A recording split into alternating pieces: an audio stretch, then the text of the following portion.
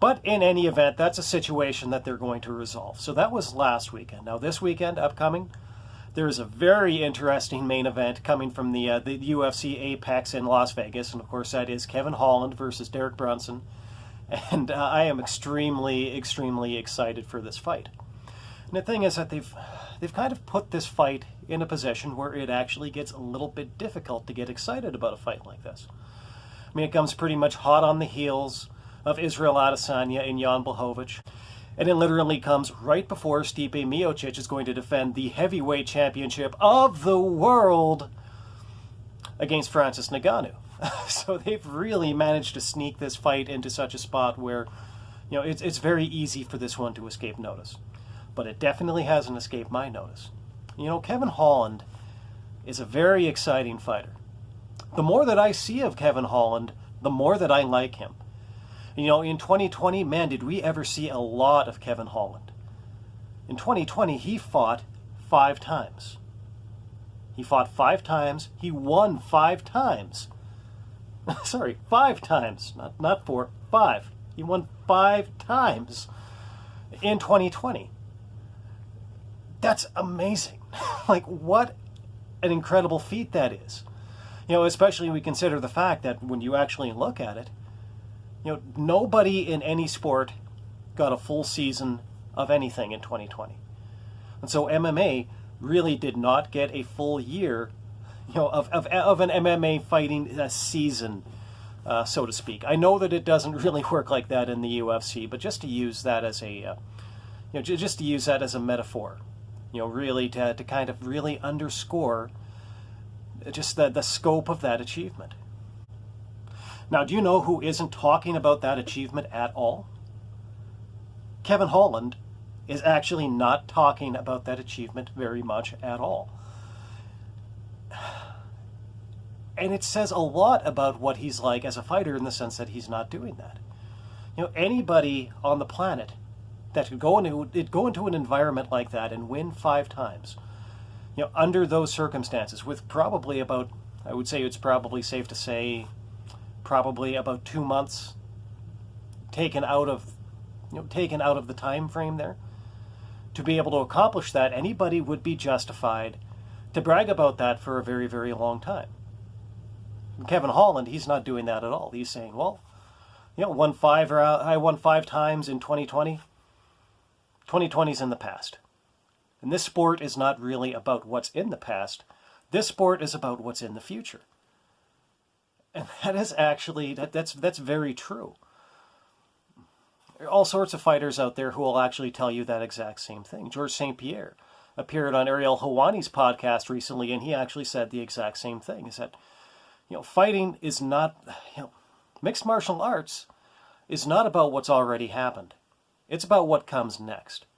And people forget about the fighters that have come before, because the fighters that come next are almost always bound to be better, at least in his opinion.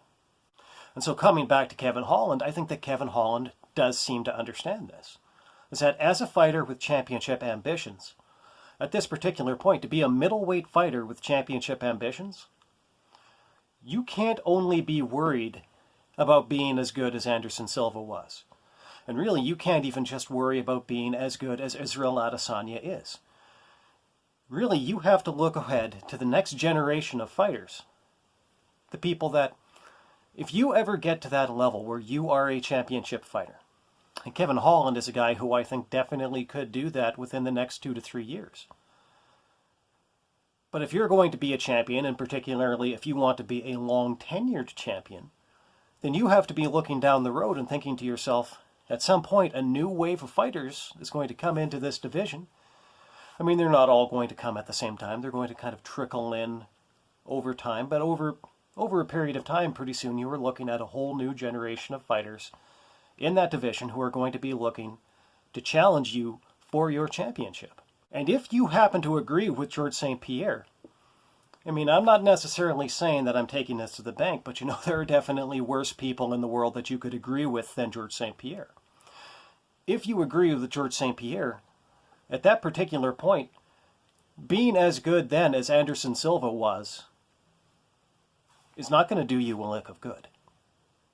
You have to be as good as the next generation of fighters, who in GSP's opinion are always going to be better. And so coming back to GSP's opinion, just to kind of flesh this out a little bit, how can he be so sure that the next generation of fighters is going to be better than the current generation of fighters? Well, the way that he explained it was just as simply as this, that once that next generation gets here, quote unquote, the technology is better. And what I presume that he means by that is simply that the training techniques are going to be better for the next generation than they were for the last generation.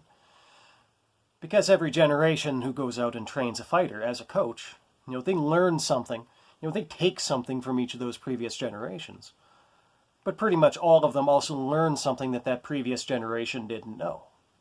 To give you an example of that, I would have to think that, for example, Royce Gracie's generation, they probably wouldn't have really known or even really taken very seriously the idea that practicing yoga can improve your jiu-jitsu. For another example, entire martial arts disciplines can come and go from prominence within the sport. The arrival of kickboxing as a prominent discipline in mixed martial arts is actually a fairly recent development. And of course, even beyond that, should the undesirable, if not unthinkable, happen and a fighter get injured, all sorts of different developments in terms of medical technology can also help extend their career and help them improve as they move forward. So yeah, actually, I think that is a very good explanation. But there are even better reasons than that to be a forward-thinking fighter rather than like a backward-thinking fighter. Chael Sonnen talked about this in a podcast. Actually, by now, I think it was several months ago. But what he basically said is that the one thing that you cannot do as an MMA competitor, really, I think that this applies to any number of different things in life. But one thing that really you cannot afford to become is somebody who's always looking back at the things that you've already done, so much that you stop thinking about the things that you are going to do. Once you become the kind of person who's always obsessing over the past, whether it's fixating on your failures or becoming obsessed and too vain about the things that you've already accomplished, you risk not looking ahead to the next thing and doing the next thing that you need to do. If you spend too much time reminiscing about the things that are already over, well, then there's a lot of other things that are very quickly going to be over for you as well. And Kevin Holland seems like he's not the kind of fighter who's going to allow that to happen to him. And so, of course, what's next for Kevin Holland is Derek Brunson. And Derek Brunson, he's a very accomplished fighter. He's not going to be a pushover for anybody. So that fight is on Saturday. I think that it's going to be a very important fight in shaping the future of the UFC middleweight division. Either one of these guys could come out of that fight looking at a middleweight championship opportunity at some point in the near future. So whatever you do, don't get so excited about Miocic Nagano 2 that you forget to tune in on Saturday.